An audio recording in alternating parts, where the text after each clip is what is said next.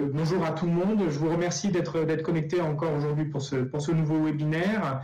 Nous recevons Madame Delaplace, qui est professeure à l'université Gustave Eiffel, qui va nous présenter une enquête qu'elle a réalisée pour la préparation et qui devait être finalisée pendant les Jeux de Tokyo, comme elle va nous l'expliquer. Et donc, elle nous présentera à la fois son objet de recherche, les résultats de cette enquête, mais aussi les difficultés d'étudier un objet tel que les Jeux Olympiques au moment de leur report dans une situation inédite, à la fois bien évidemment pour l'olympisme et pour la recherche. Et je la remercie donc d'avoir accepté de venir faire cette présentation lors de ce webinaire.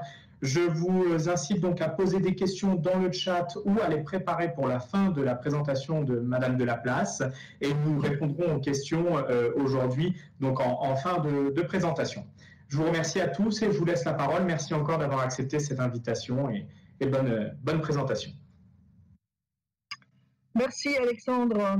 Donc, comme Alexandre vient de l'évoquer, hein, je suis professeur à l'université Gustave Eiffel dans le laboratoire Laburba, et j'ai cofondé avec trois collègues de l'université Gustave Eiffel l'observatoire de recherche sur les méga-événements, et on travaille en particulier sur Paris 2024, et évidemment, dans ce cadre, on est amené à regarder ce qui se passe et ce qui s'est passé, dans les précédentes éditions des Jeux Olympiques.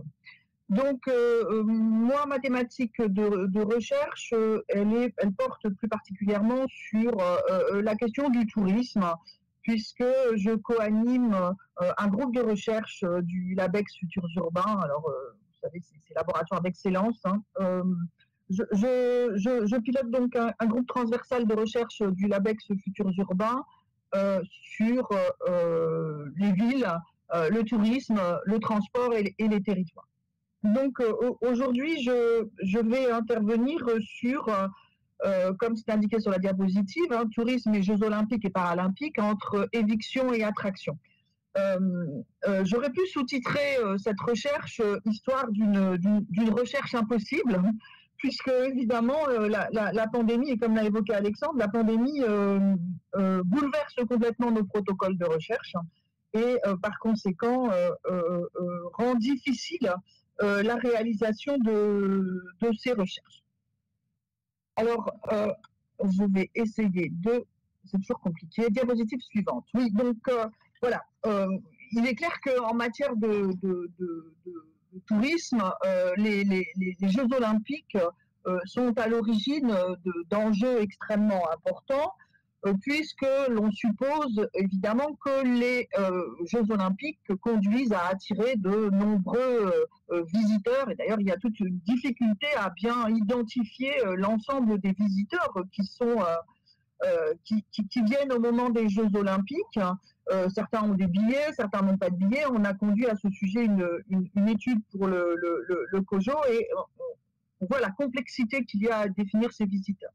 Donc moi, je m'intéresse particulièrement aux touristes, c'est-à-dire aux personnes qui ne résident pas dans la ville haute, personnes qui ne résident pas dans la ville haute et qui y viennent, alors selon les définitions internationales, hein, pour une nuit au moins, au moment des Jeux olympiques, mais on peut aussi considérer que les excursionnistes, c'est-à-dire les gens qui ne passent pas une nuit mais qui restent au moins une journée, pourraient être aussi en situation de touristes. Donc les Jeux olympiques peuvent conduire à une croissance des visiteurs. Ce faisant, ça peut permettre d'augmenter les revenus de l'activité touristique, hein.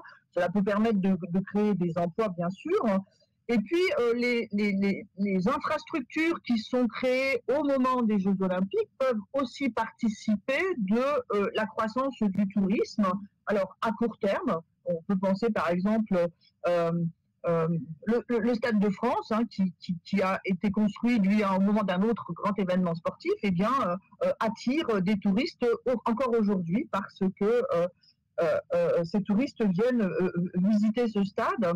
Mais en même temps, à plus long terme, les infrastructures, par exemple, quand il y a des améliorations des aéroports au moment des Jeux olympiques, lorsqu'il y a construction de nouvelles infrastructures de transport public. On peut penser au Grand Paris Express, même s'il n'est pas directement lié aux Jeux Olympiques. On voit bien que les voies qui ont été, les lignes qui ont été privilégiées en termes de délai de construction sont celles qui devraient servir pour 2024. Et donc, ces infrastructures de transport aussi, qui sont construites ou rénovées au moment des Jeux Olympiques, peuvent participer à l'amélioration du tourisme à long terme. Il y a d'autres enjeux qui sont liés aussi à la formation, à l'éducation, qui sont associés aux Jeux Olympiques, dans la mesure où il y a des formations des personnes qui travaillent dans le tourisme à ce moment-là, en termes de maîtrise des langues, en termes de gestion de la sécurité, et ces compétences acquises peuvent, sur le plus long terme, participer aussi à une dynamisation du tourisme. Tous les enjeux, évidemment, c'est d'assurer la pérennité des emplois après l'événement. Les Jeux Olympiques peuvent aussi conduire à développer de nouveaux produits et services touristiques qui ensuite, si ils fonctionnent bien, peuvent être utilisés, remobilisés sur le plus long terme. Et puis enfin, il y a des enjeux extrêmement importants associés aux Jeux Olympiques qui sont des enjeux en termes de sécurité. Et ces enjeux en termes de sécurité peuvent bien sûr bénéficier ensuite au secteur du tourisme qui, vous le savez autant que moi, est dans un contexte difficile. Alors, sécurité sanitaire bien sûr, mais aussi sécurité globale importante aujourd'hui. Alors, vous voyez, les enjeux sont extrêmement importants dans les interactions entre Jeux Olympiques et tourisme, et moi, je ne vais pas traiter de cet ensemble-là, puisqu'il me faudrait plusieurs journées vraisemblablement, mais en tout cas, je vais traiter simplement de la question de l'attraction de visiteurs. C'est-à-dire, est-ce que finalement, les Jeux Olympiques se traduisent toujours par une augmentation des arrivées de touristes. Donc, vous avez sur la diapositive un petit sondage. Les résultats montraient qu'il y avait beaucoup de personnes qui pensaient qu'on allait assister à une augmentation des arrivées de touristes pendant les Jeux Olympiques, puisqu'on était, quand la dernière fois que j'ai regardé le sondage, on était grosso modo à 28 personnes qui pensaient que ça allait dynamiser le tourisme, mais simplement à 10 personnes qui pensaient que ça n'allait pas dynamiser. Bien, je vais donc traiter de cette question de la dynamisation du tourisme et montrer que finalement, vous avez tous raison plus ou moins, puisque cette dynamisation du tourisme peut se produire dans certains cas, mais elle n'est pas systématique et donc elle ne se produit pas dans d'autres cas, et que cette dynamisation du tourisme, elle est finalement assez contextuelle. Alors, je verrai dans un premier temps donc que la littérature est assez controversée sur ce sujet, puis je présenterai en fait très rapidement les analyses ex-ante que l'on a fait de Paris 2024 et de Tokyo 2020, où on a demandé à un certain nombre de touristes en 2019, c'est-à-dire bien avant la pandémie. On leur a demandé en 2019 s'ils pensaient qu'il y allait y avoir, s'ils allaient venir ou pas aux Jeux Olympiques, et ça devait nous permettre d'identifier finalement les impacts des Jeux Olympiques sur le tourisme. Donc je présenterai quelques résultats, mais quelques résultats succincts, et enfin j'interviendrai dans un troisième temps sur la question de la pandémie qui remet en question à la fois évidemment le tourisme, et ça vous le savez aussi bien que moi, mais également malheureusement pour moi et malheureusement pour les collègues qui participent à cette recherche avec moi, la recherche. Alors sur la première partie, donc sur les Jeux Olympiques et les arrivées de touristes, on a une littérature qui est très, très controversée. J'espère que vous voyez bien la diapositive, parce que pour ma part, la diapositive est coupée sur la droite, donc je pense que je vais essayer de dézoomer. Voilà, maintenant elle n'est plus coupée. Parfait, oui, c'est rentré dans l'ordre pour tout le monde, je pense. Voilà, donc vous voyez les attentes concernant le dynamisme touristique lié aux Jeux Olympiques. Alors j'ai pris justement les attentes pour Tokyo et pour Paris, et c'est des attentes que j'avais identifiées dans les journaux en 2017, dans dans des revues en 2017. Donc voilà, pour Tokyo était attendu 2 millions de visiteurs et l'objectif était de dépasser Londres. Et puis dans le pays, l'objectif pour 2020 était d'atteindre 20 millions de touristes au Japon. Donc on y reviendra avec la pandémie. Je pense que ces attentes ne seront évidemment pas réalisées, loin de là. Pour Paris 2024, on a des attentes extrêmement importantes puisqu'on attend 4 millions de spectateurs et puis 15 à 20 millions de visiteurs. Donc vous voyez qu'on a des attentes concernant le tourisme qui sont extrêmement importantes. Cela étant, quand on regarde la littérature, alors vous avez sur la diapositive un certain nombre de résultats concernant d'autres éditions des Jeux Olympiques. En bleu, des cas dans lesquels on a eu une dynamisation du nombre de touristes. Alors, quelquefois l'année, quelquefois sur une période un peu plus importante. Hein. Et puis, en rouge, des effets négatifs sur le nombre de visiteurs. Donc, comme vous pouvez le voir, eh bien, au Japon en 1964, manifestement, il y a eu une diminution du nombre de touristes par rapport à l'année précédente. Ça a été le cas aussi à Pékin, ça a été le cas aussi à Athènes, où on a une diminution du nombre de visiteurs pendant les Jeux. En revanche, à Rio, et je reviendrai particulièrement sur Rio et Londres, puisque c'est deux cas que j'ai plus étudiés, à Rio, on a une croissance par rapport à l'année précédente. Et à Londres, en fait, on a une toute petite croissance durant l'année, mais globalement, sur le trimestre, on a une légère diminution. Donc, on voit bien que les effets ne sont pas systématiquement positifs, mais ils ne sont pas non plus systématiquement négatifs. Alors, vous avez justement sur cette diapositive une comparaison des visiteurs internationaux à Londres et à Rio de Janeiro. Donc là où il y a la flèche, hein, c'est la variation du nombre de touristes sur l'année par rapport à l'année précédente. Et vous voyez qu'à Rio, on a une augmentation donc de 8%, alors que à Londres, en bleu, on a une augmentation légère, hein, qui est simplement de 1,1%. L'année des JO par rapport à l'année précédente. Donc on est dans un cas ici où globalement sur l'année on a une croissance mais beaucoup plus importante à Rio qu'elle ne l'était à Londres. Au passage, si vous regardez sur la diapositive, eh bien à Rio en 2014, c'est-à-dire ici, hein, eh bien on a une croissance pour la Coupe du Monde qui a été beaucoup plus importante. Alors voilà les données concernant les trimestres. Vous voyez Rio 2016 pour le troisième trimestre. On a une croissance, on a observé une croissance pendant la période olympique extrêmement importante du nombre de touristes internationaux à Rio, puisqu'on a une croissance de 68,2% par rapport au troisième trimestre de l'année précédente. Donc vous voyez que pour Rio en particulier, il y a vraiment eu une attraction de touristes internationaux pendant la période olympique. Mais il faut bien le souligner, cette période olympique, hein, pendant juillet, août, septembre, si l'on inclut les Jeux paralympiques, cette période olympique est une basse saison à Rio, puisque la haute saison à Rio, c'est plutôt au moment du carnaval.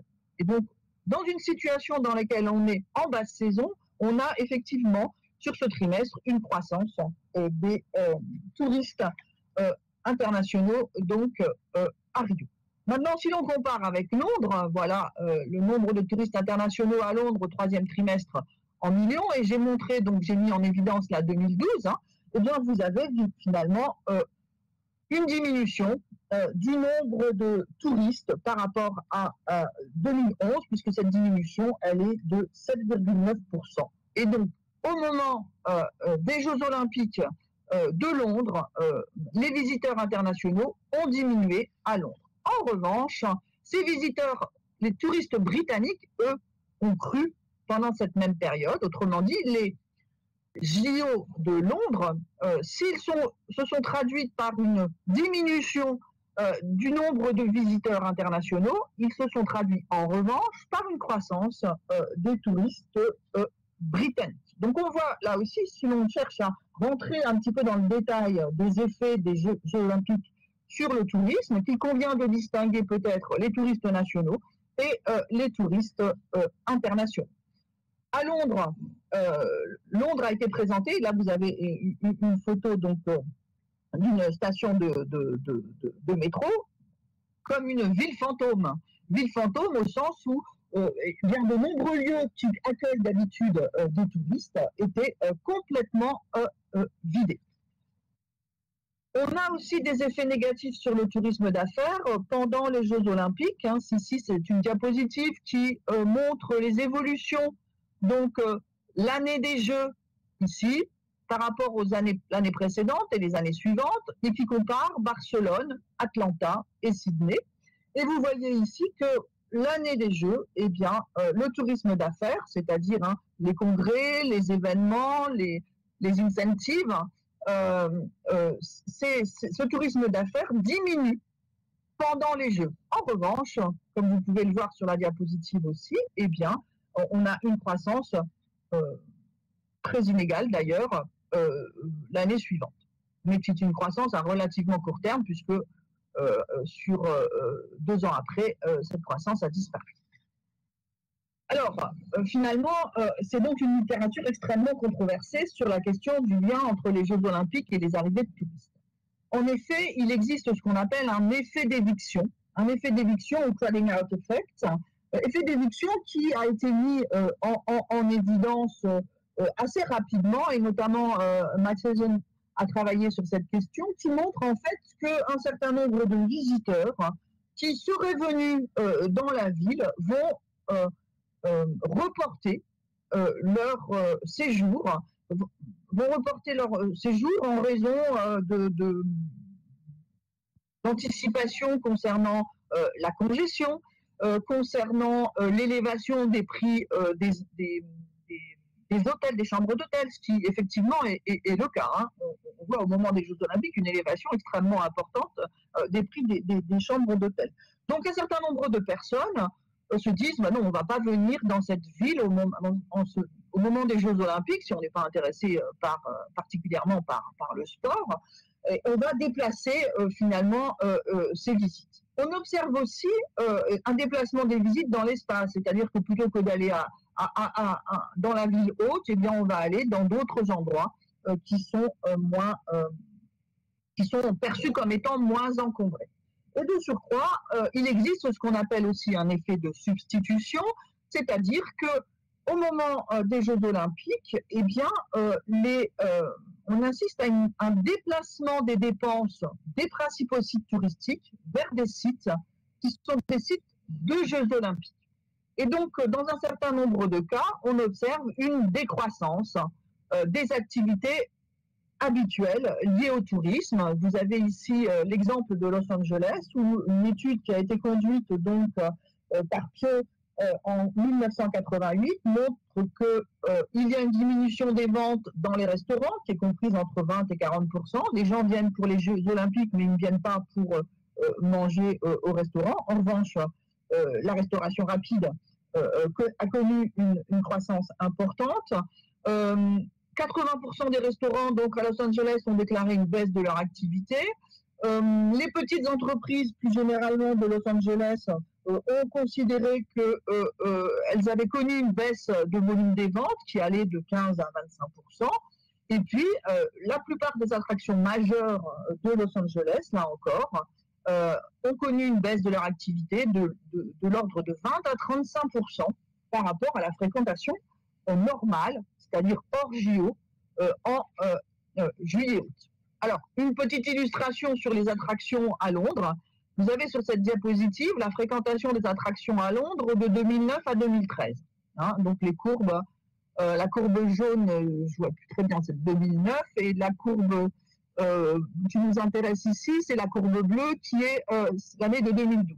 Eh bien, qu'est-ce que l'on constate? Vous avez donc les mois, et puis le nombre de visiteurs en millions. Eh bien, vous voyez qu'en 2012, pendant les mois de juillet, août, la fréquentation des attractions n'a pas connu le pic qu'elle connaît d'habitude pendant ces mois. Il y a donc bien, finalement, ici, un effet d'éviction, au sens où, pour ces attractions à Londres, eh bien, le nombre de visiteurs a été moins important. Encore une illustration de cette question de l'éviction. Oups, je suis allée trop vite. Voilà. Vous avez ici la fréquentation du British Museum en juillet, août, septembre 2004 à 2018. Hein. Et vous voyez que pour 2012, eh bien, de nouveau, 2012, la fréquentation a diminué de façon importante, notamment d'ailleurs par les visiteurs étrangers, puisque ce sont les visiteurs étrangers qui le visitent habituellement, de façon importante, hein, en grande majorité. Donc vous voyez qu'on a une diminution de cette fréquentation du British Museum. Et ça n'est pas le seul musée qui a connu une telle diminution. On a un certain nombre de lieux qui ont connu également une diminution. Donc on voit bien que les effets sur le tourisme sont loin d'être systématiques. Ils sont loin d'être systématiques. Et alors l'analyse que je développe, c'est que ces interactions entre Jeux olympiques et tourisme, ce sont des interactions qui sont place-based, autrement dit, qui sont contextuées. Qui sont contextuées parce qu'elles dépendent d'un certain nombre de variables différentes. Bien sûr, la nature du contrat entre le comité olympique international et le comité national et la ville hôte. Bien sûr, ça dépend aussi de la stratégie du gouvernement concernant les Jeux, mais également d'ailleurs la stratégie du gouvernement concernant le tourisme. Et puis, ça dépend également des stratégies locales concernant les Jeux. Par exemple, pendant un certain temps à Londres, juste avant les Jeux, localement, on avait incité les personnes à ne pas venir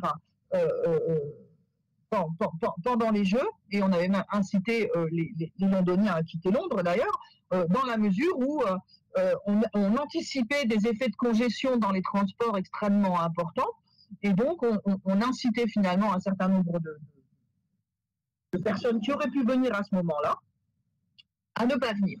Et donc, les interactions entre Jeux olympiques et tourisme dépendent aussi, bien sûr, des comportements des touristes, des comportements aussi des habitants. Et ces comportements des habitants sont particulièrement importants dans la dynamisation du tourisme, dans la mesure où l'hospitalité qui est associée à des cultures dans les pays, et c'est le cas par exemple à Rio, eh bien, fait que les touristes se sentent bien dans la ville et peuvent, sur le plus long terme, être amenés à revenir dans cette ville. Alors, quelle est maintenant l'analyse que l'on a conduite pour Tokyo et pour Paris 2024? Alors, quel était l'objectif? L'objectif de cette recherche, c'était d'identifier les modifications dans les pratiques, dans les dépenses et dans les mobilités touristiques au moment des Jeux olympiques.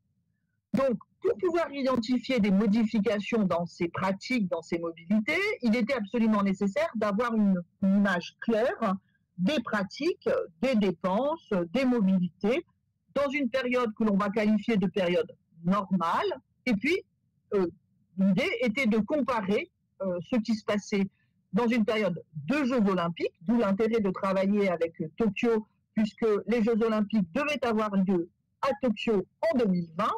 Et donc, ça nous permettait d'identifier quelles étaient les modifications à Tokyo et d'identifier également, en projetant sur Paris, quelles auraient pu être les modifications des arrivées de touristes à Paris.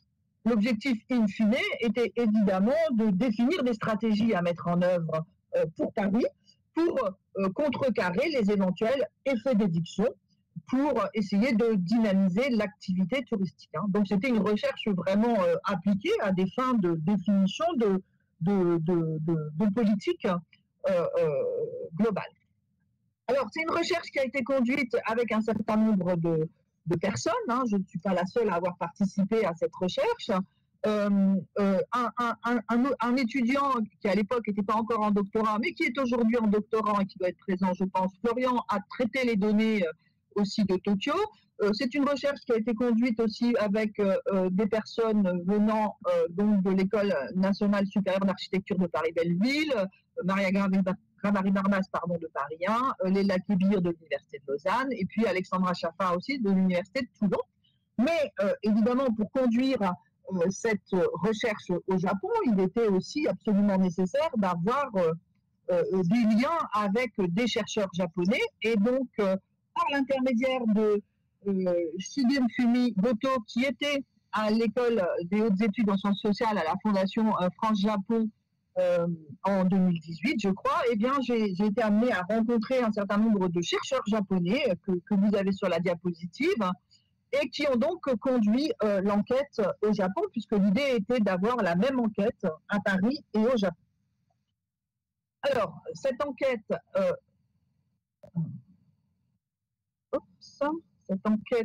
s'est déroulée donc auprès de 1265 touristes français et internationaux en 2019 à Paris. Et donc, c'est une enquête que l'on a réalisée du 15 juillet à début août à Paris, c'est-à-dire une période qui correspond à la période des Jeux Olympiques. C'est une enquête qui s'est déroulée dans 4 lieux emblématiques du tourisme à Paris, hein, la Tour Eiffel, l'Arc de Triomphe, Notre-Dame et puis le Sacré-Cœur. Au Japon, l'enquête, qui devait se dérouler aussi pendant l'été, a rencontré un certain nombre de difficultés et elle a dû être déplacée sur la fin de l'année 2019, et donc elle s'est déroulée de décembre 2019 au 24 janvier 2020, c'est-à-dire avant la pandémie, et les enquêteurs étaient placés à 4 endroits différents, Asakusa, Shibuya, Shinjuku et Ueno, dans la journée. Alors, les enquêtes ont été simplifiées de façon assez importante au Japon, dans la mesure où les touristes asiatiques sont beaucoup plus difficiles à enquêter. Et donc, on a obtenu simplement 305 réponses de touristes internationaux et pas de touristes japonais. Alors, il y avait dans l'enquête 6 personnes résidant au Japon, qui étaient des personnes étrangères, mais qui, en fait, étaient résidentes au Japon pendant plus d'1 an, et donc, par conséquent, ne pouvaient pas être considérées comme des touristes.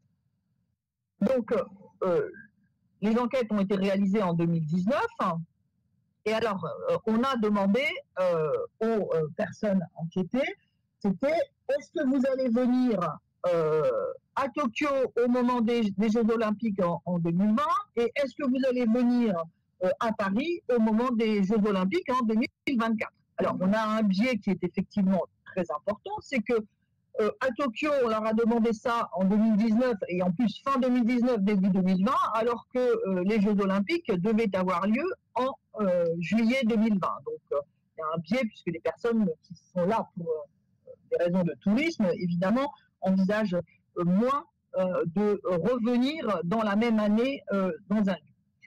Bon. L'enquête, en fait, est bourrée de biais, hein, donc c'est extrêmement intéressant de la conduire, mais c'était extrêmement compliqué aussi. Ce que l'on voit bien, en tout cas, c'est que 60% à Tokyo des personnes indiquent ne pas venir au moment des JO, et il faut noter que sur ces 60%, on en a 10% qui indiquaient ne pas venir en raison des JO. Pour Paris, on a des chiffres un peu moins importants, mais on a quand même 50% des personnes indiquant qu'ils ne viendraient pas aux Jeux Olympiques à Paris 2024. Donc en 2024, pardon, pendant les Jeux Olympiques. Donc on voit bien qu'il y a un effet d'éviction qui est associé quand même aux Jeux Olympiques. Par contre, on a une incertitude importante. Je ne sais pas. C'est 33% au Japon, ce qui peut paraître d'ailleurs un peu étonnant, puisqu'on était vraiment sur une période proche des Jeux. Or, l'incertitude, a priori, diminue au fur et à mesure qu'on se rapproche de l'événement. Alors qu'à Paris, où on était quand même 4 ans, 5 ans avant les Jeux Olympiques, on n'a que 36% finalement des personnes qui indiquent ne pas savoir. Et ce qui semble plus normal, en tout cas, pour ce qui concerne la France.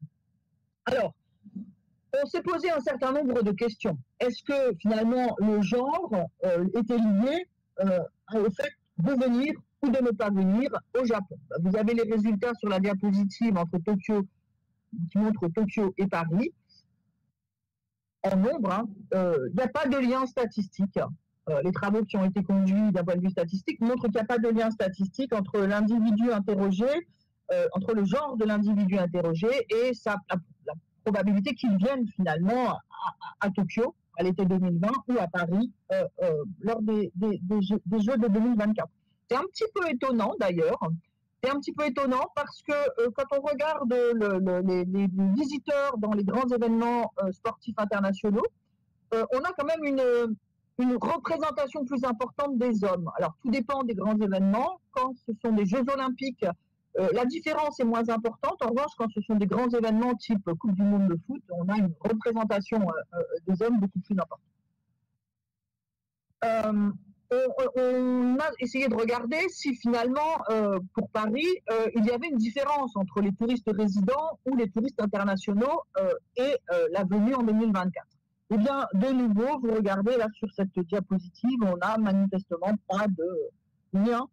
Il n'y a pas de lien, il n'y a pas de différence marquée entre le fait d'être un touriste français ou enfin résident en France ou un touriste international, c'est-à-dire résident à l'étranger, et le fait de répondre oui ou non à la venue en 2024. Donc pour le Japon, on n'a pas pu travailler là-dessus puisqu'on n'avait pas de touristes japonais, mais donc là, c'est relativement voisin. Alors, pour essayer d'identifier cet effet d'éviction, on s'est aussi posé, on a aussi demandé aux touristes le fait de dire est-ce que vous seriez venus si les Jeux Olympiques avaient eu lieu en 2019. Donc, on leur a demandé à Tokyo et on leur a demandé également à Paris. Et donc, vous avez les résultats sur cette diapositive.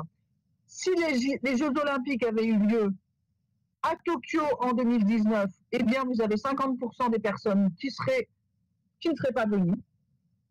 Et à Paris, si les Jeux Olympiques avaient eu lieu en 2019, vous avez 44,8% finalement des touristes qui ne seraient pas venus. Donc, on a quand même de nouveau l'idée qu'il y a bien cet effet d'éviction.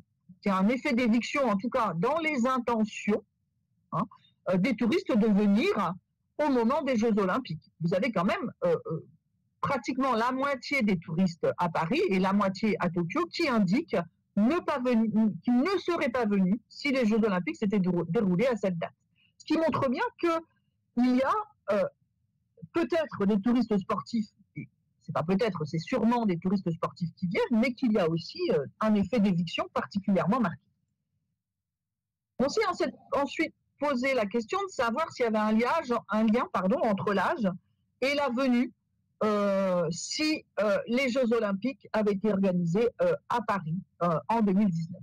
Et là, vous voyez que, et c'est très intéressant, le test statistique en plus est significatif.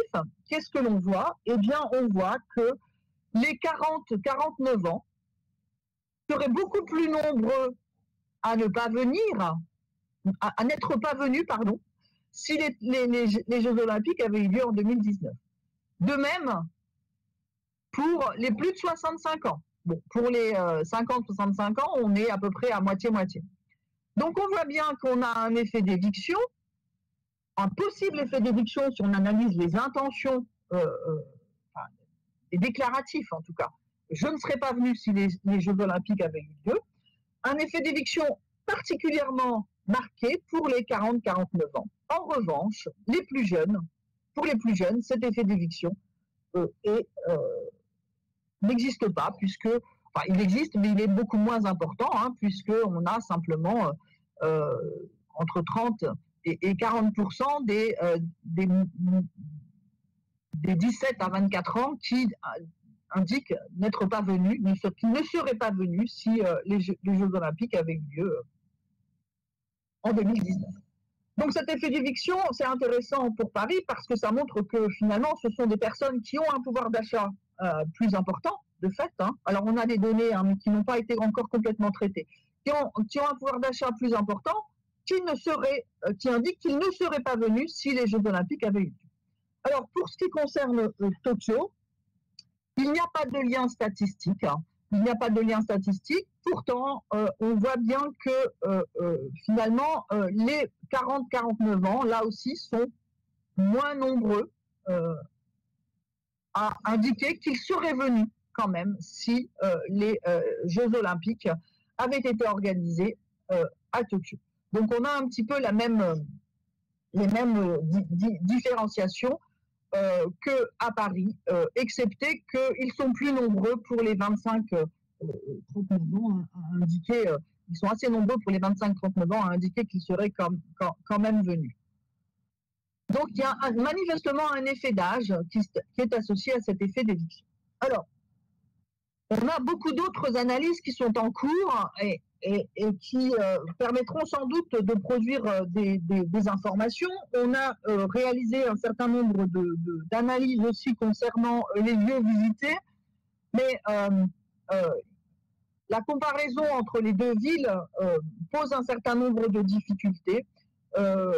Et donc là, j'ai préféré aujourd'hui ne pas intervenir sur cette question, d'autant que l'intérêt même de la recherche, est quand même aujourd'hui, pose question. En effet, la pandémie a des effets sur le tourisme, et on va le voir, et j'aborde donc la troisième partie. Elle a des effets sur le tourisme, mais elle a aussi malheureusement des effets, alors ces effets qui sont bien sûr bien moins graves que les effets sur le tourisme et les effets globaux sur l'activité économique, mais elle a des effets évidemment sur la recherche. Alors, les effets de la pandémie sur le tourisme, vous avez sur la diapositive les arrivées de touristes internationaux, des arrivées de touristes internationaux. Alors, je ne sais pas si vous voyez bien sur la diapositive, mais on est en 2020, finalement revenu au niveau, alors à l'échelle mondiale, hein, on est revenu au niveau de 1990 en termes d'arrivée de touristes internationaux. Donc, vous voyez un petit peu l'importance de cette décroissance du nombre de touristes internationaux à l'échelle mondiale. Alors, les données concernant, alors vous avez ici les variations concernant les différents continents, donc je ne rentre pas dans le détail parce que là je vois qu'il est 10h46 déjà, mais on a des variations extrêmement importantes et les variations les plus importantes sont en Asie puisqu'on est à moins 82% d'arrivée de touristes internationaux. Alors j'ai essayé de retrouver des données pour voir quels étaient les effets de la pandémie sur le tourisme au Japon et sur le tourisme en France. Pour l'année 2020, les données ne sont pas encore publiées pour la France, ou si c'est publié dans le baromètre du tourisme de l'Organisation mondiale du tourisme, les données sont payantes, et donc les données de 2021, je ne les ai pas, de janvier 2021 qui viennent d'être publiées, je ne les ai pas achetées, donc je n'ai pas de données particulières sur la France, et je n'ai pas de données sur l'ensemble de l'année pour le Japon. Mais vous voyez sur la diapositive, là, ici, vous avez les données pour le Japon. Eh bien, les arrivées de touristes internationaux, la variation des arrivées de touristes internationaux par rapport à l'année précédente sont extrêmement importantes, hein, puisqu'on a moins 85,1% sur l'année anticipée. Sur le premier trimestre, on est à moins 51,1. Sur le second, on est à moins 99,9. Autant dire aucun touriste. Sur le troisième, on est à moins 99,7. Autant dire aussi aucun touriste. Vous voyez qu'en octobre 2020, on était encore à moins 98,9. Pour la France, je n'ai pas les données concernant les arrivées de touristes internationaux. En revanche, j'ai les nuitées hôtelières que j'ai récupérées jusqu'au mois de septembre pour la France. Et vous voyez j'ai distingué ici les touristes résidents et les touristes en 2019, les touristes résidents en 2020 en rouge, les non-résidents en 2019 et les non-résidents en 2020.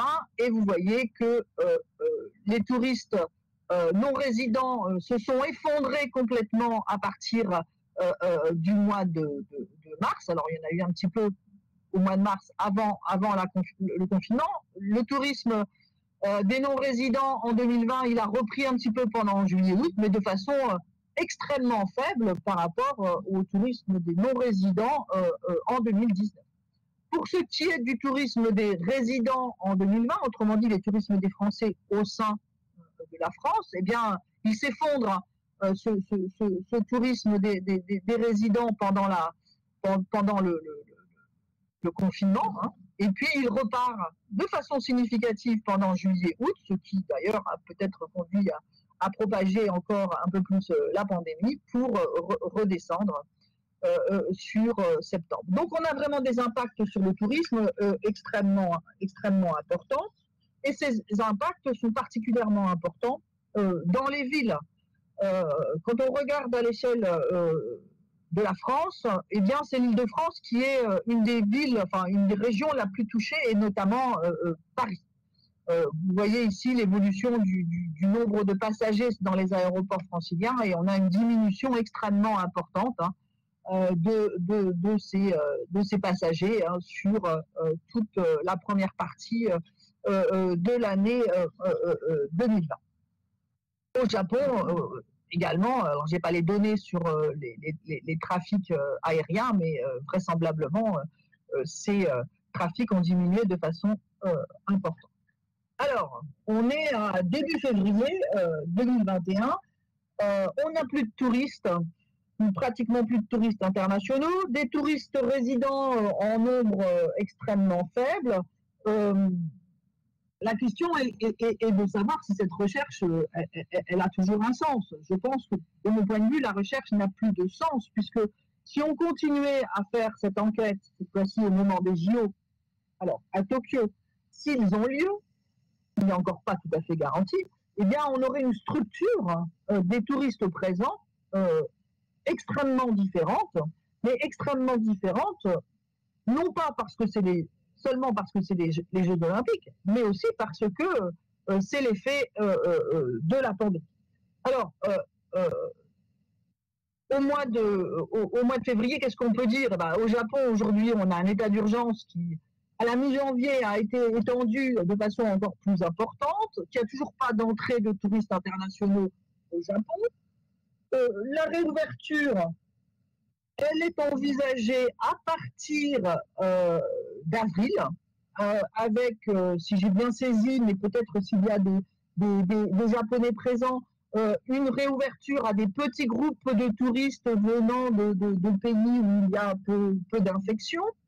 Et puis, il y a aussi donc une organisation d'événements tests pour essayer de voir finalement quelle serait la propagation de la pandémie. Un rappel aussi, au Japon, la vaccination, si je ne me trompe pas, n'a pas encore commencé. Cela étant, les Jeux Olympiques devraient avoir lieu, puisque le Comité national olympique et le Comité international olympique ont publié des règles du jeu, en quelque sorte, hein, des Jeux Olympiques de Tokyo 2020, que l'on peut trouver sur le net. Donc, vous l'avez là vous avez juste la couverture sur la diapositive, avec une modification importante, semble-t-il, au moment des JO, où il ne doit pas y avoir d'acclamation, pas de chant, pas de poignée de main, pas d'embrassade, des transports publics extrêmement limités, ou du moins avec des autorisations préalables. La question de la quarantaine à l'arrivée, c'est une question qui se pose encore. Il est envisagé que les touristes puissent être autorisés à renoncer à la quarantaine dès lors qu'ils respectent les mesures de lutte contre le virus. Pour l'instant, les choses sont encore beaucoup trop floues pour pouvoir dire si, d'une part, les Jeux Olympiques vont se tenir et dans quelles conditions ils vont se tenir, et avec ou non des touristes internationaux. Donc, la question, y aura-t-il des touristes présents à Tokyo en 2021 pendant les Jeux? Je suis incapable d'y répondre. Et à Paris, y aura-t-il des touristes présents en 2021? Je ne suis pas capable non plus d'y répondre.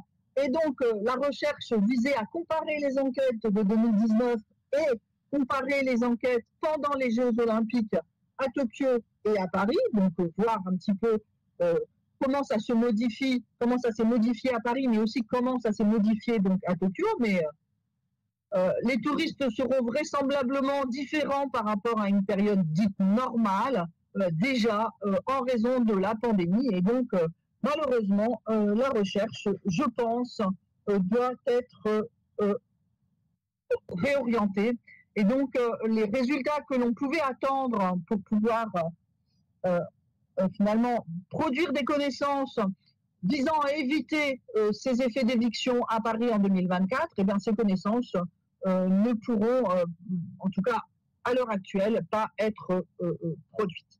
Alors en revanche, le cas de Tokyo peut être intéressant au sens où il pourrait produire des connaissances quant à l'organisation des Jeux Olympiques en phase de pandémie. On sait très bien que les pandémies sont des pandémies qui sont susceptibles de se reproduire à nouveau. Et donc, peut-être que l'organisation des Jeux Olympiques à Tokyo, s'ils ont lieu, pourra permettre de produire des connaissances sur l'organisation des Jeux Olympiques en période de pandémie. Et je vous propose donc, j'avais proposé un nouveau sondage, mais comme on n'arrive pas à avoir la visualisation, je vous laisse quand même éventuellement répondre à la suite des Jeux Olympiques de Tokyo, s'ils se déroulent. Peut-on penser finalement que l'organisation des Jeux Olympiques sera profondément modifiée compte tenu de la pandémie? Et donc, je vous laisse répondre à ce petit sondage.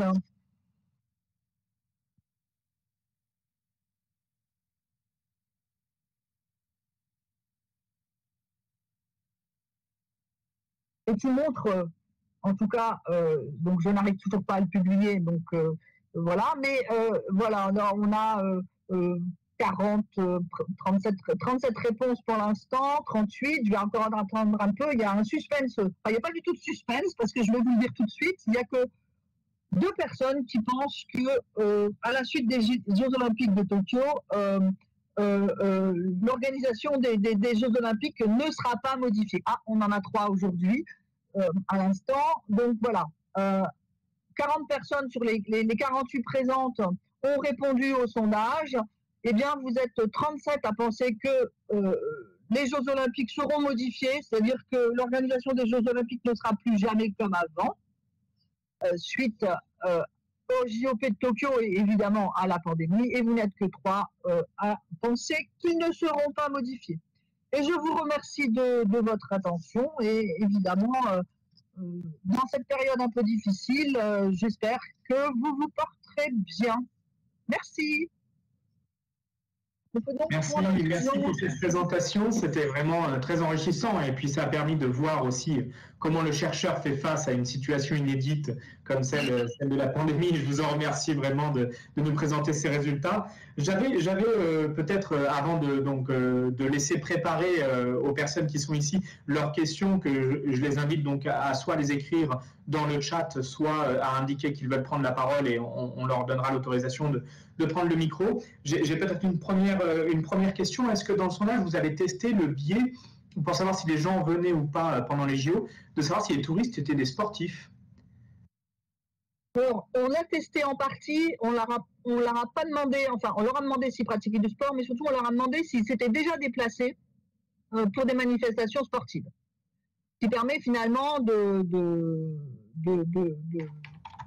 croiser la personne qui dirait je me suis déjà déplacé pour des manifestations sportives et qui dit je viendrai au JO, elle est beaucoup plus crédible en quelque sorte que la personne qui dit je viendrai au JO mais qui ne s'est jamais déplacé. Hein. Donc ça permet de redresser un petit peu l'échantillon. Donc j'ai plus les données en tête si la question, mais on a effectivement traité ce biais. Merci. Et donc oui, c'est vrai que ça c'est une question, effectivement, c'est difficile après, j'imagine, de le mettre au même niveau si vous n'avez pas le même nombre de personnes interrogées au Japon et en France. Ça aussi, c'est un autre. Là, oui. C'est un biais, effectivement. Cette question du fait que les touristes viennent ou non, est-ce qu'on a des études? Alors, je pense que je me rappelle qu'à Orbe, on avait eu la question, mais je suis pas sûr qu'on avait eu la réponse de savoir si on arrive à prouver que pendant les Jeux, les logements augmentent radicalement leur prix ou non. Enfin, le prix des logements est augmenté pendant les Jeux, et donc ça fait fuir une partie de la population du fait des coûts supplémentaires qui pourraient advenir quand on vient pendant une période olympique. Dans une ville. Alors, dire qu'il y a des études exhaustives, je ne suis pas sûre. En revanche, c'est très clair quand on regarde, par exemple, les prix sur des logements Airbnb. À Rio, au moment des Jeux Olympiques, la progression a été fulgurante. Quand on regarde les prix des hôtels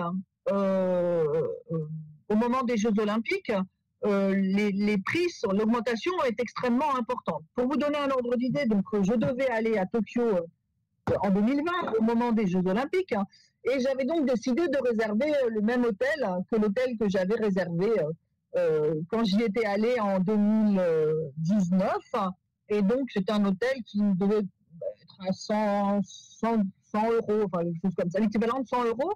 Eh bien, pendant les Jeux Olympiques, donc en plus c'était des tarifs non remboursables, en prenant, parce que les tarifs remboursables, le tarif était encore beaucoup plus important.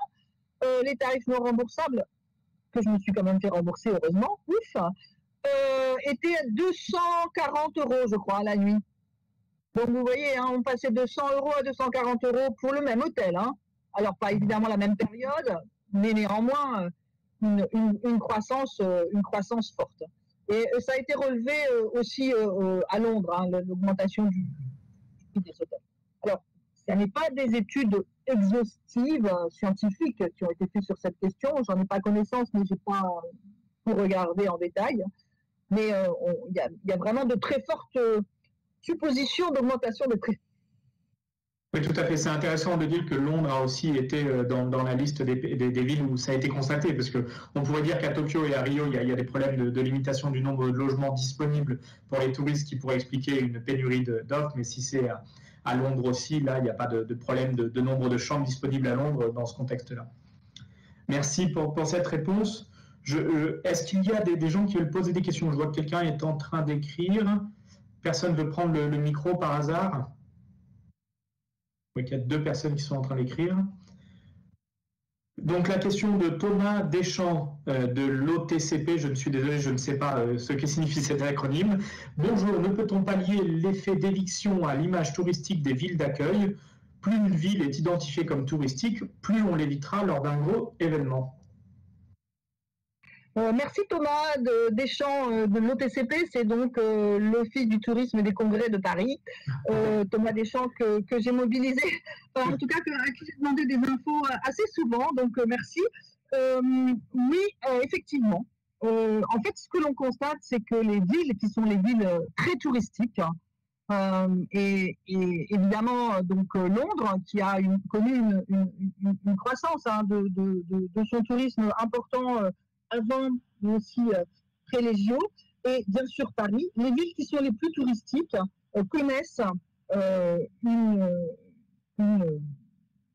effet d'éviction a priori beaucoup plus important que des villes qui sont moins touristiques, en tout cas sur la période. Donc je pense que la distinction basse saison, haute saison est une distinction aussi importante. Pour Rio, on a une croissance forte, mais Rio n'est pas une ville touristique, ou elle est ville touristique simplement au moment du carnaval. Et donc, pendant l'été, c'est habituellement pas une ville touristique. Et là, on a eu une forte croissance. En revanche, dans les villes qui sont des villes fortement touristiques, je pense à Athènes, on a eu une diminution extrêmement importante du nombre de touristes à Athènes au moment des Jeux Olympiques. Donc, les villes touristiques, et qui ont déjà une image de villes touristiques, parce qu'elles disposent d'un patrimoine, parce qu'elles disposent d'aménités extrêmement importantes, eh bien, pour ces villes-là, l'effet d'éviction est vraisemblablement plus important. Ce qui montre bien que pour Paris, il y a des enjeux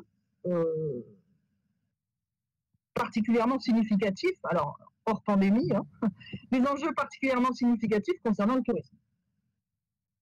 Merci. Je vais lire maintenant la question de Camille Elan. Avez-vous une idée de l'héritage sur le long terme des Jeux Olympiques sur le tourisme?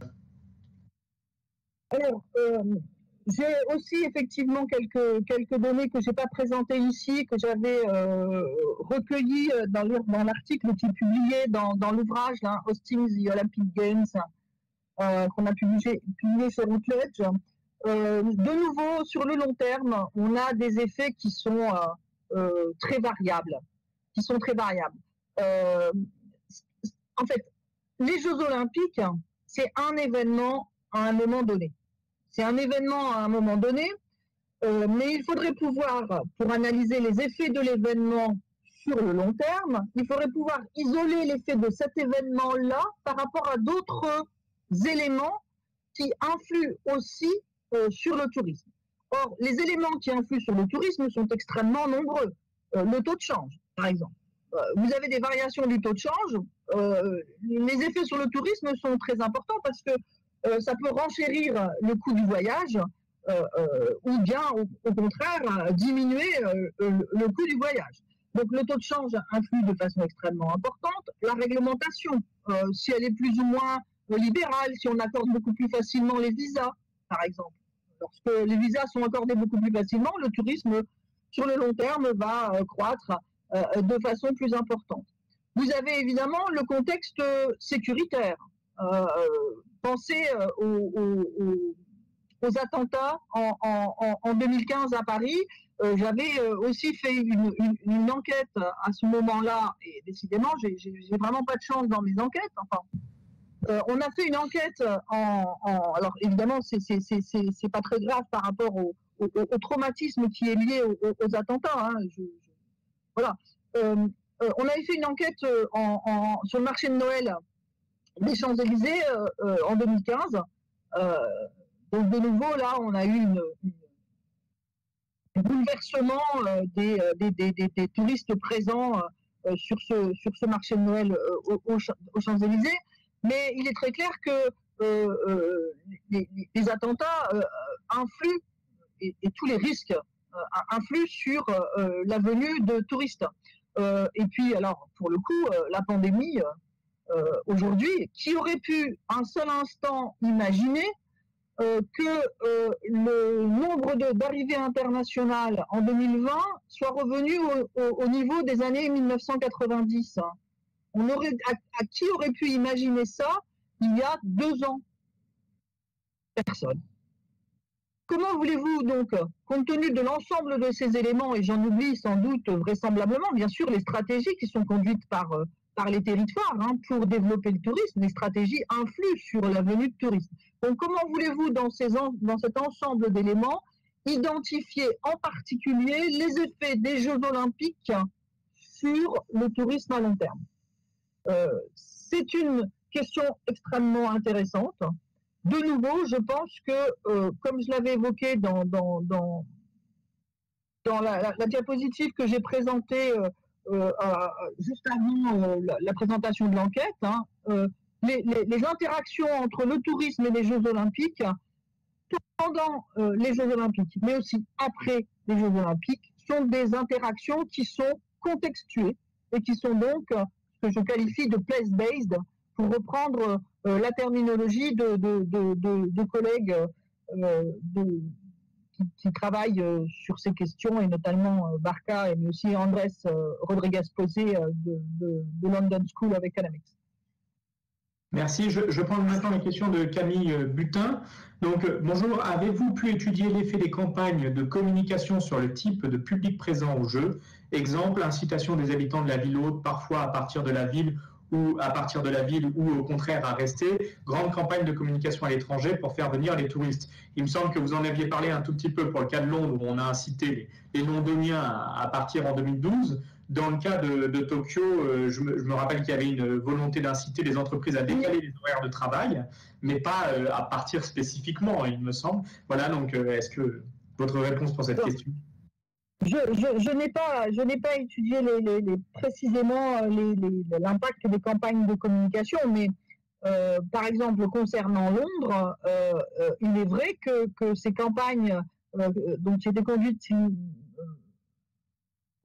avant les Jeux, qui invitaient les Londoniens à partir, Londres a rectifié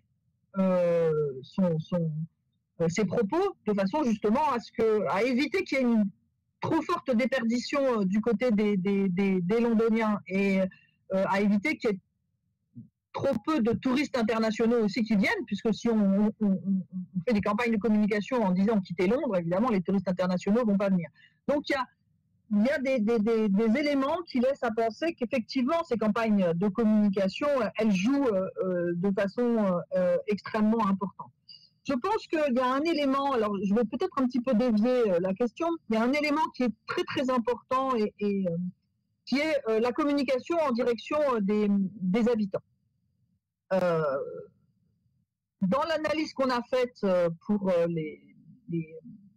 le COJO, hein, dans l'étude qu'on a faite sur les visiteurs, en fait, on s'est rendu compte que pour les Jeux Olympiques de Londres et pour les Jeux Olympiques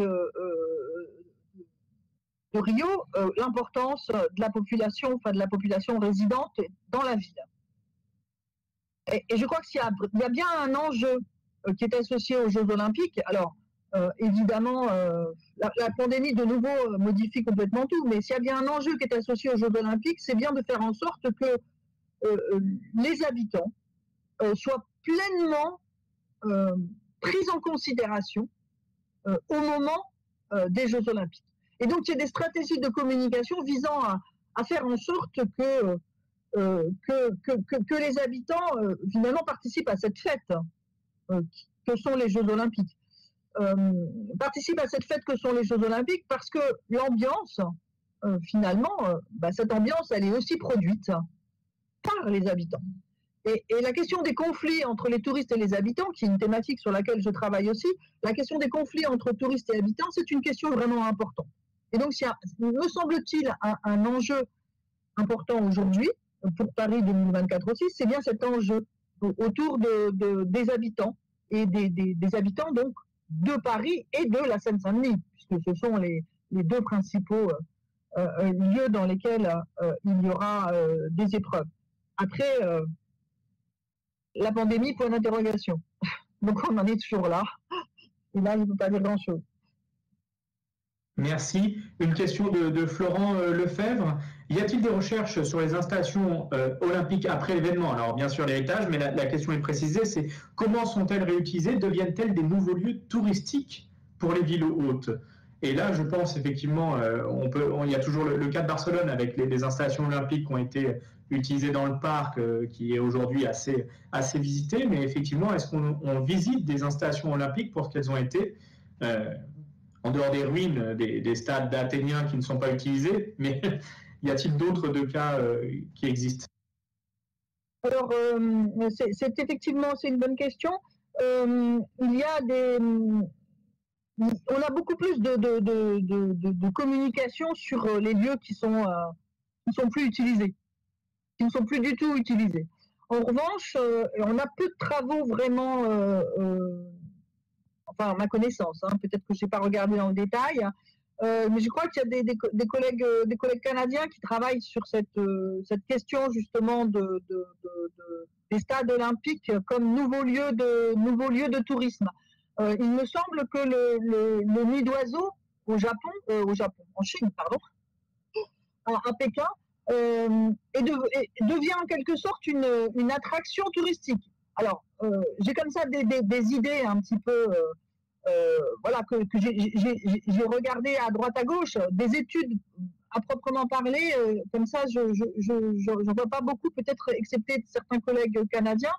Mais à Londres aussi, le parc olympique, bon, il y a la volonté d'en faire un parc pour les résidents, mais il y a encore quelques infrastructures qui sont aussi susceptibles d'être visitées par des touristes. Quand on a en tête le Stade de France, il y a vraiment des personnes qui viennent visiter le Stade de France, pour le Stade de France, parce qu'il a accueilli la Coupe du Monde de foot, alors 98 je crois, j'espère que je raconte pas de bêtises, mais ça doit être ça. Donc voilà, il y a vraiment un tourisme de lieux sportifs. Mais de mon point de vue, ça dépend bien sûr.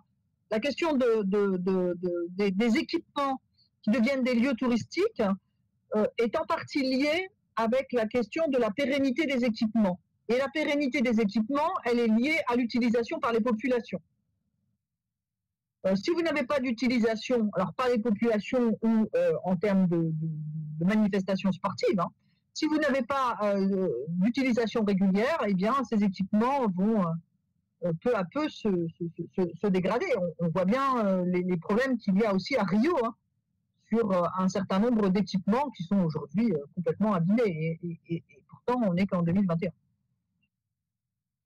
Oui, tout à fait. On le voit aussi dans le cas parisien. Les rares équipements qui ont survécu de 1924 sont des équipements utilisés au quotidien par des clubs amateurs. La piscine des Lilas ou le stade de Colombes, bien évidemment, sont d'abord des terrains de sport pour les habitants du quartier. Et c'est comme ça qu'on les pérennise.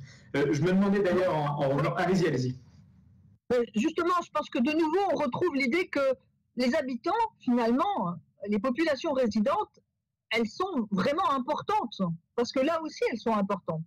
Alors, bien sûr, elles ne peuvent utiliser ces équipements que si les stratégies sont conduites pour qu'elles le fassent. Si on n'a pas les stratégies qui sont mises en place par les clubs sportifs, par les autorités locales, pour préserver ces équipements et faire en sorte que les populations puissent en bénéficier, ça ne marchera pas. Et donc, on voit bien qu'il faut qu'il y ait un alignement des étoiles, en quelque sorte, hein, pour que cet héritage en matière sportive des équipements puisse survenir. Merci. Je vois que M. Chaboch a envoyé un lien pour deux auteurs, Roult et Lefebvre, dans Géographie, Économie et Société, et qui doivent certainement répondre à la question de Florent Lefebvre sur les installations devenues touristiques.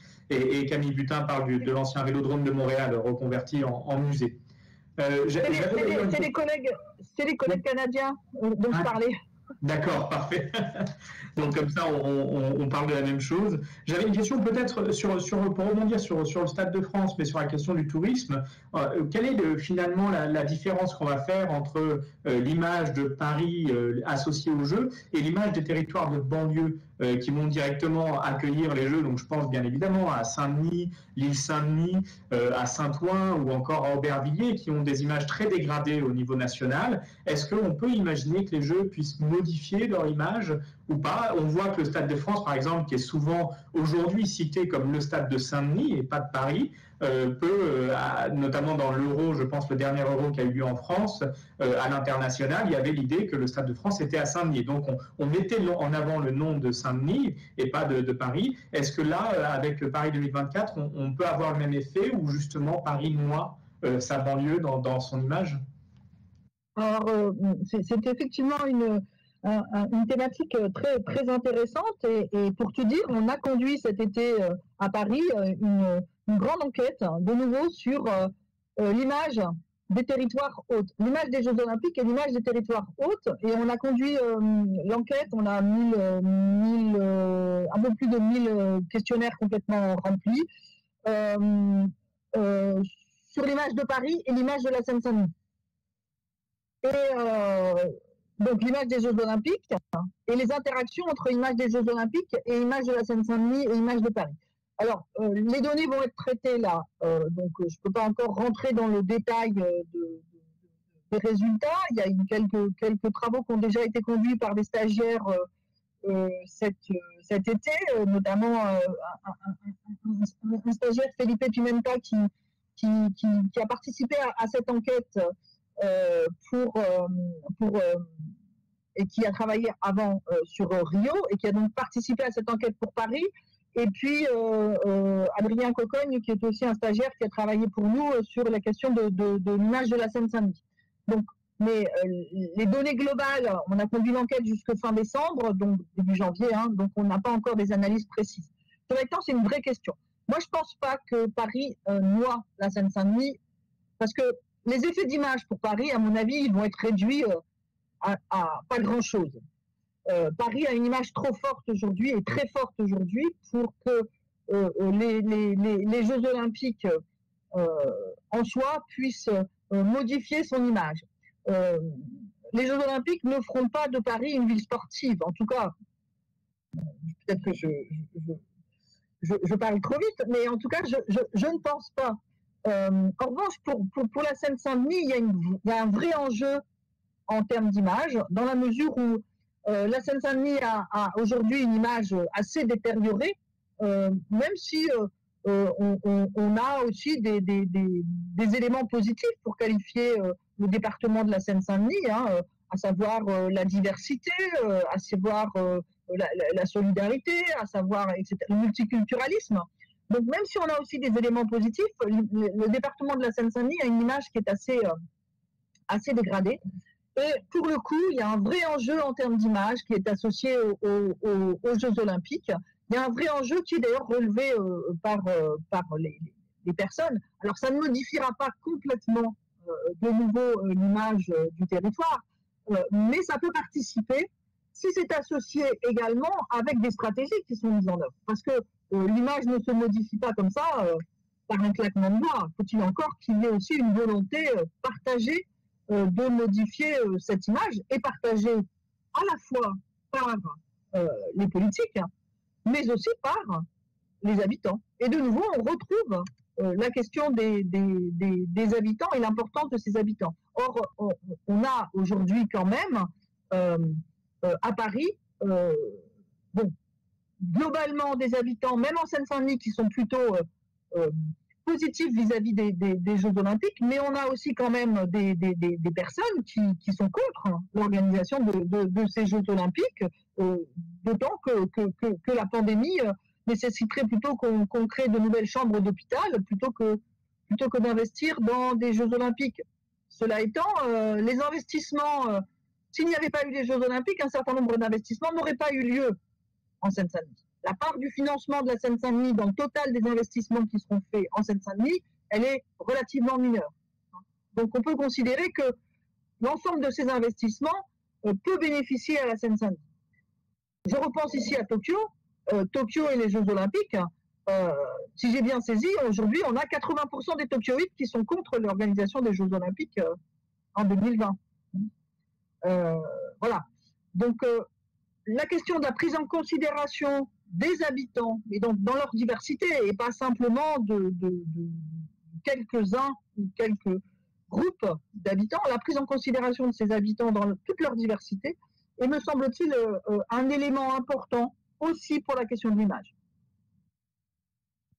Oui, d'ailleurs, il y a une question qui vient d'arriver et qui est intéressante. J'allais rebondir sur ce point-là. C'est une question de Fatih O. Je suis désolé, je n'ai pas le prénom. Dans le cas de Londres, existe-t-il des études sur la circulation des touristes spectateurs au sein de la ville? Reste-t-il sur des territoires spécifiques ou éloignés du centre-ville ou en dehors des sports ciblés? Et là, effectivement, je rebondis sur la question pour la compléter. Est-ce qu'il existe des tourismes spécifiques à certains sports?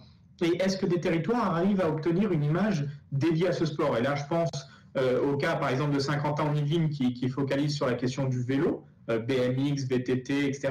Est-ce qu'on va avoir un tourisme de cyclisme à Saint-Quentin-en-Yvelines ou dans le cas du Val-de-Marne avec le kayak, canoë-kayak? On pourrait prendre bien évidemment d'autres exemples sur la répartition des sports dans les villes olympiques. Est-ce qu'il y a des territoires qui sont associés à des sports et est-ce que ce tourisme est lui aussi dédié à ces sports? Oui. Oui, il y a du tourisme qui est spécifique à certains sports. Les touristes qui participent à la Ryder Cup sont pas les mêmes que les touristes, je vais caricaturer, mais qui sont venus pour la Coupe du Monde de foot en 1998. Donc on a des spécificités en termes de tourisme par rapport au sport, et il peut y avoir des lieux qui sont associés très clairement à des sports. Le Stade de France est vraiment associé quand même de façon extrêmement importante au foot. Oui. Sur la question de la circulation dans les villes, et le cas de Londres, alors j'ai lu des choses, mais là je dois dire que j'ai un petit peu oublié, mais il y a des choses intéressantes qui ont été écrites sur Londres, alors peut-être plus du point de vue des résidents, sur la circulation des touristes. Il y a quelques travaux qui existent, mais je dois dire que je pense que Mike Duignan a produit un certain nombre de choses sur Londres, et peut-être qu'il serait possible d'avoir des informations par le biais de ce chercheur qui est à l'université de Surrey.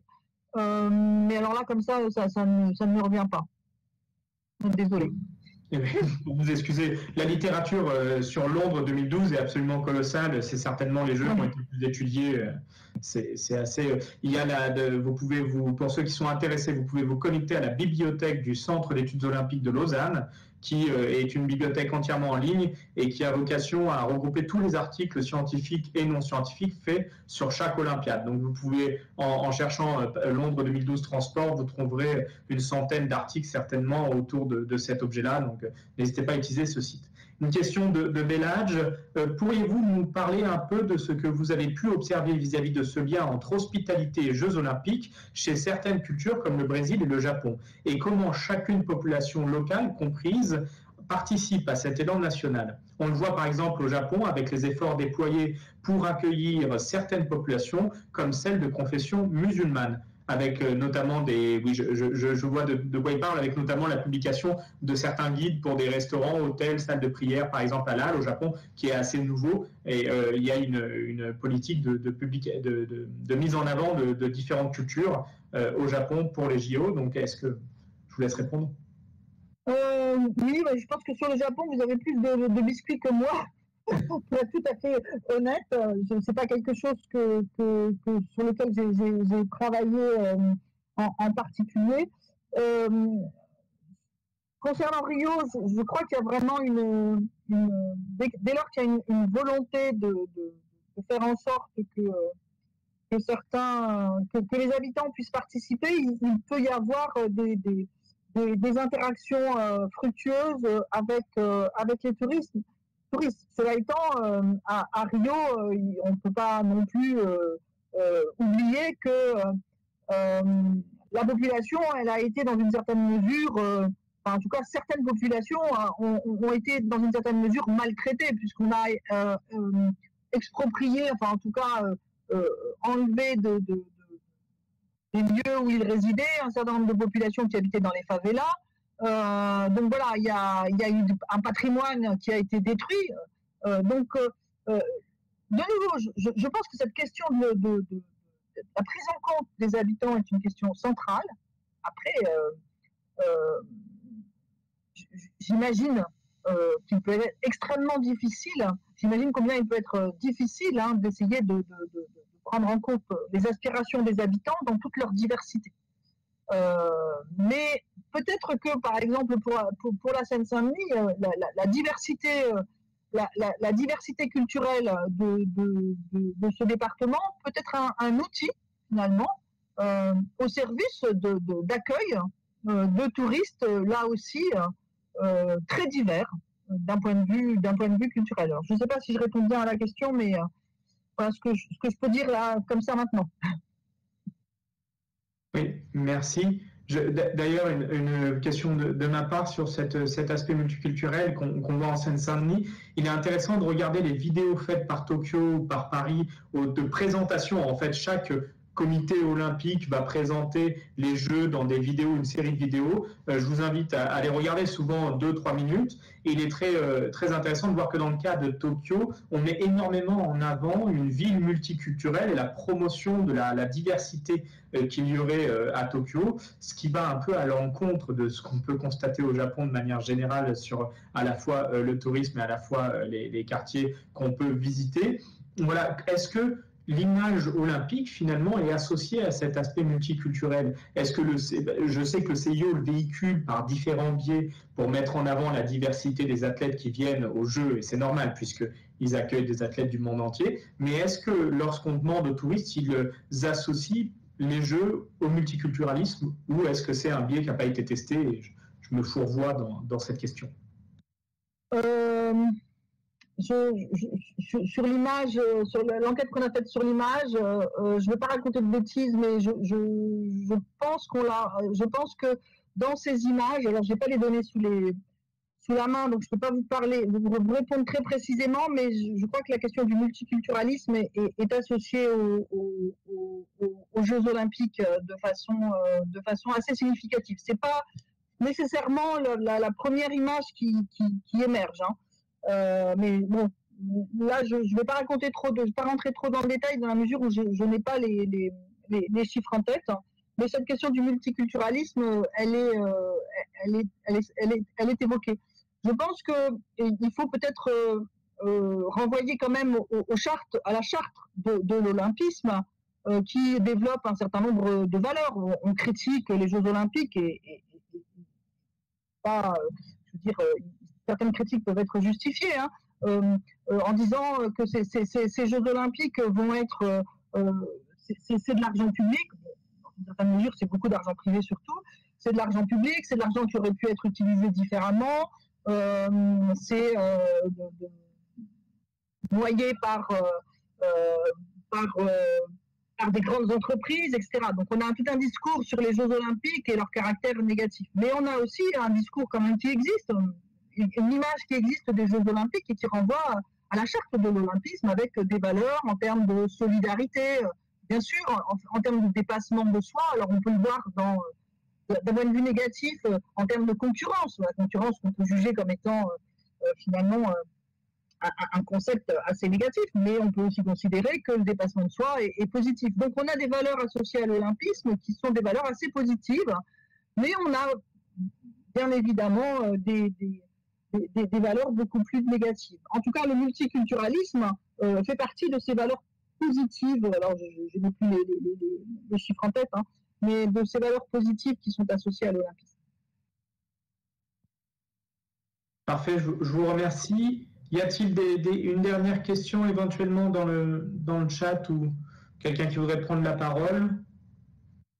Donc il n'y a pas de manifestation. Voulez-vous rajouter quelque chose pour finir, Madame de la Place? Pas spécialement, un rebondissement sur toute notre discussion pour conclure ou non, simplement je voudrais juste vous remercier pour cette invitation et pour l'organisation de ces webinaires. Alors évidemment, comme un certain nombre d'entre nous, on aurait préféré sans doute que ce soit en présentiel. Ça aurait été beaucoup plus convivial en tout cas. Et puis, je voulais remercier aussi le HESS et la Fondation France-Japon parce que c'est aussi grâce à eux que j'ai été en relation avec, à l'époque, donc Sude Fumi-Goto, puis ensuite avec Soichiro Minami et puis ses collègues de Shuo University et puis de Yokohama University. Donc, voilà. C'était une recherche qui me semblait être particulièrement intéressante et fructueuse, mais la pandémie est venue mettre son grain de sel dedans et je ne suis pas sûre qu'aujourd'hui elle est vraiment, en tout cas telle qu'on l'avait conçue initialement, encore enfin, qu'elle soit encore faisable. Voilà. Mais je ne doute pas que je vais continuer à coopérer avec les collègues japonais.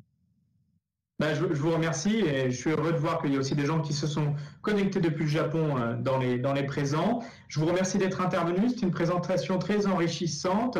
J'invite donc tout le monde à diffuser bien évidemment le lien pour ce webinaire. Comme vous l'avez compris, les inscriptions n'existent pas et il est libre d'accès, donc il est particulièrement accessible. Nous recevrons lors du prochain webinaire, le 9 mars 2021, les professeurs Nathalie Fabry et professeur Sylvain Zegni, donc vos collègues d'ailleurs de l'université Gustave Eiffel, qui viendront nous expliquer donc la diminution de l'attrait des villes pour candidater à l'accueil des Jeux Olympiques.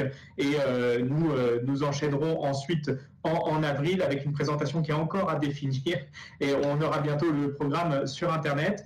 Je vous remercie tous et tous pour avoir participé et je vous souhaite une bonne semaine. Merci encore, Madame de la Place. Merci à vous. Bonne journée. Bonne journée.